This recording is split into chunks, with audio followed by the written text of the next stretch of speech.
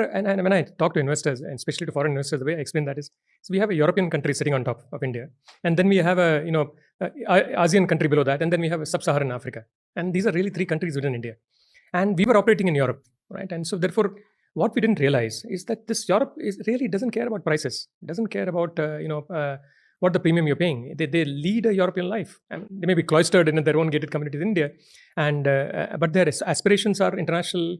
Their travels are international. Their consumption is international. They consume similar brands. In fact, most brands in India find their footing there. So this top 30 million market of India, which is 30 million households, which most people call India One or whatever you want to call it, is very, very international.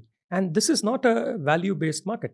Grocery, if you look at it, the popular definition is grocery is value-based. People look at prices and buy. But that's for the entire subsubstance of the market. But this is not, for this cohort, it doesn't matter. They're willing to pay whatever is required to get convenience. And I think that is what has played out. What has changed from a customer, there's nothing that has changed. It's just that a customer got a service which they loved. And what is that not to love as a customer? Yeah. I mean, I love it. My wife has moved to online grocery, to quick commerce completely. And you get in 10 minutes what you need to order. You don't need to plan. You don't need to stock. You run out of something. You don't need to run to your Kirana store and do all that. So it's this really a huge convenience. And so people have adopted the service brilliantly. So that's from a customer side. Interestingly, what also happened, and which I think colored a lot of our opinions in retrospect, was that this model didn't work anywhere else. So why did it work in India, right? From a customer perspective, yes, it'll work anywhere else. You give it in 10 minutes, every customer in the world will buy. Yeah. But why weren't people able to deliver this anywhere else?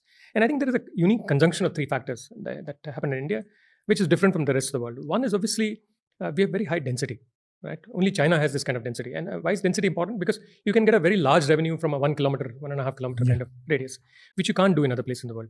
Because that is important. Otherwise, you can't amortize your fixed costs, or you can't deliver fast enough. How can you deliver in 10 minutes? If the guy is 10 kilometers away, there's no way in Indian traffic you're reaching him ever. Right, not even in a couple of hours. So I think that becomes important. So density was one key thing.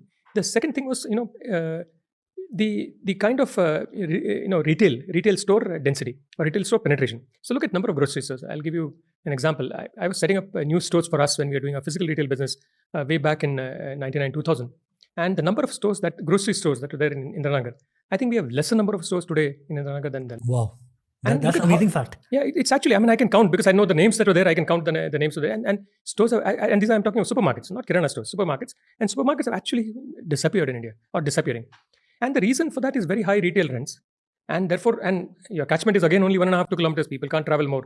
So every year your rent goes up by 10%, and your manpower costs go up by 10%, and your sales don't increase because that many people don't start buying more food just because it's the next year. So they completely go out of business.